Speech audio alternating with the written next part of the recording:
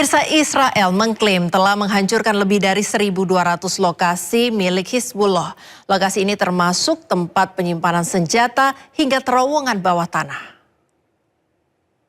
Militer Israel mengatakan pada hari Minggu bahwa pasukan dari Brigade ke-401 telah menyelesaikan penugasan selama 8 bulan di Lebanon Selatan.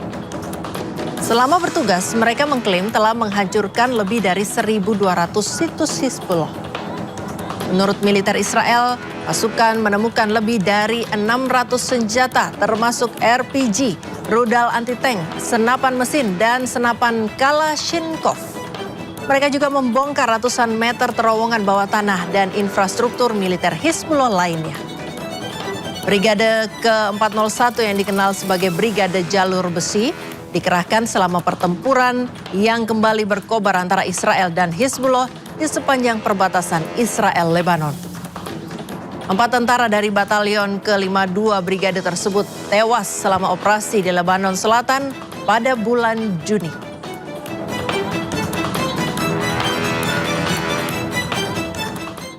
Puluhan pemukim Israel kembali memasuki wilayah kota Nablus dengan pengawalan ketat pasukan Israel di tengah meningkatnya ketegangan di tepi barat Palestina.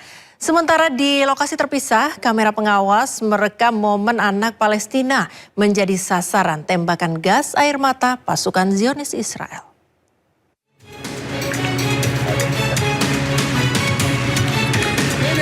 Ketegangan kembali terjadi di wilayah tepi barat Palestina. Para pemukim Israel dilaporkan berbondong-bondong memasuki desa Tal, barat daya kota Nablus dengan pengawalan ketat pasukan Israel.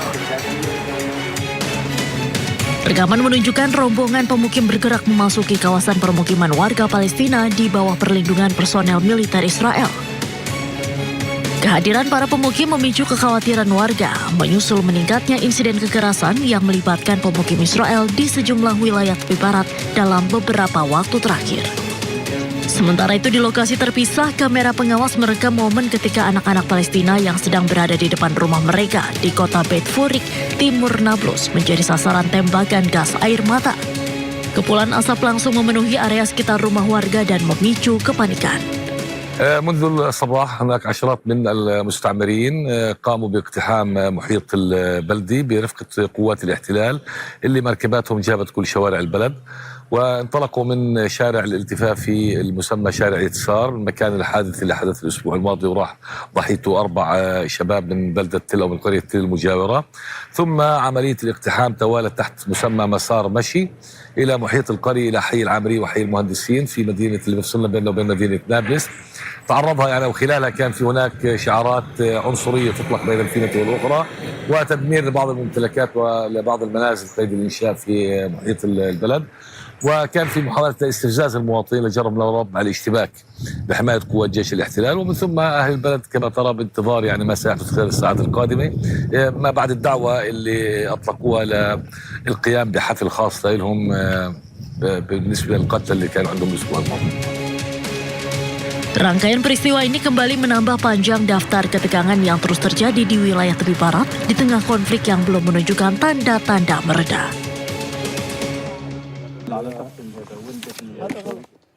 Menteri Keamanan Nasional Israel Itamar Ben-Gvir kembali menuai kecaman setelah pernyataannya kepada seorang tahanan perempuan Palestina saat mengunjungi penjara Ofer di tepi barat. Ia mengejek keluhan yang disampaikan para tahanan di penjara itu. Dalam kunjungannya ke penjara Ofer pada hari Sabtu, Itamar Ben-Gvir menanyakan kondisi seorang tahanan perempuan Palestina. Tahanan itu mengaku kondisi di dalam penjara tidak baik, menyebabkan depresi, mengganggu kesehatan mental, makanan yang disediakan tidak layak, air tidak bersih, serta para tahanan tidak diizinkan keluar dari sel. Menanggapi keluhan tersebut, Ben-Gvir mengatakan penjara bukan hotel, sehingga makanan tidak harus enak.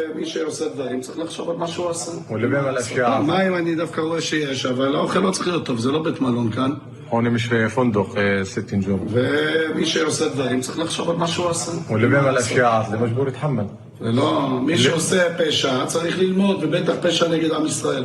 اللي بيحاول يعمل اي شغله سيئه اي شغله عمليه اجراميه بده يتحمل. זה לא בית מלון, פעם היה כאן בית מלון, היום זה לא בית מלון. مش فندق هون.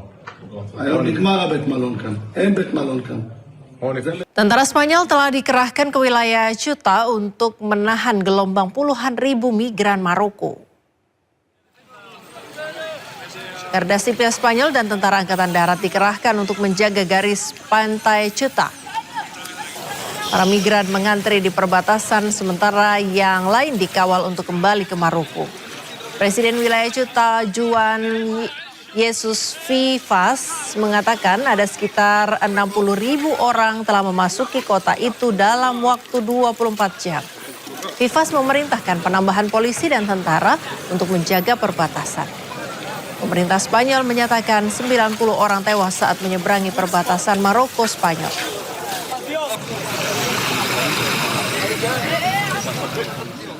Ratusan migran masih terlantar di luar pusat penerimaan migran sementara di Ceuta, Spanyol.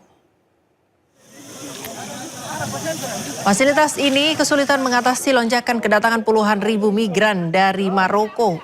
Para migran terpaksa beristirahat di pinggir jalan dan tidak cukup mendapatkan makanan.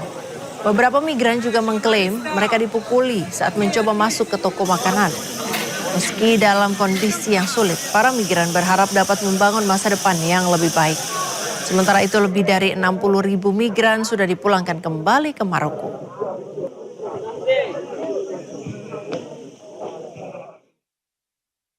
Media Iran menayangkan siaran kapal tanker yang berasap di Selat Hormuz. Diduga kapal ini menentang peringatan IRGC di Hormuz.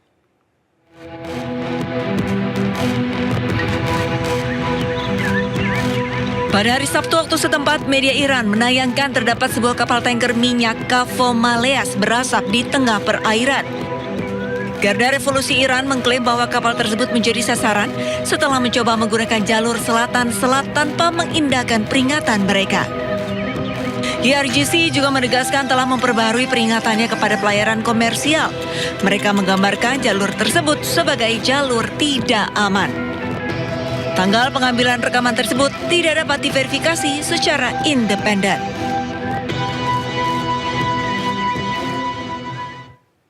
Di tengah memanasnya konflik Amerika Serikat dan Iran, pasukan militer Amerika Serikat terus melakukan patroli di kawasan Timur Tengah. Sejumlah pesawat patroli maritim dikerahkan untuk melakukan pengawasan ketat dan mencegah serangan musuh.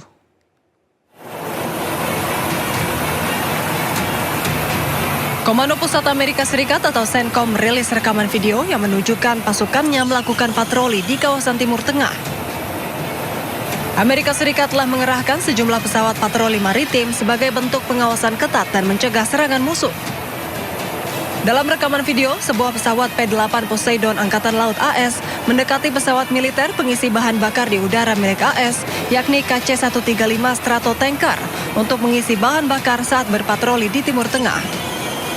P-8 Poseidon adalah pesawat pengintai khusus yang termasuk di antara banyak aset yang memantau perairan regional selama blokade Amerika Serikat terhadap Iran. Hingga 30 Juli, CENTCOM mengklaim telah mengalihkan 24 kapal komersial, menonaktifkan 2 kapal dan mengerahkan 2 kapal untuk memastikan kepatuhan penuh.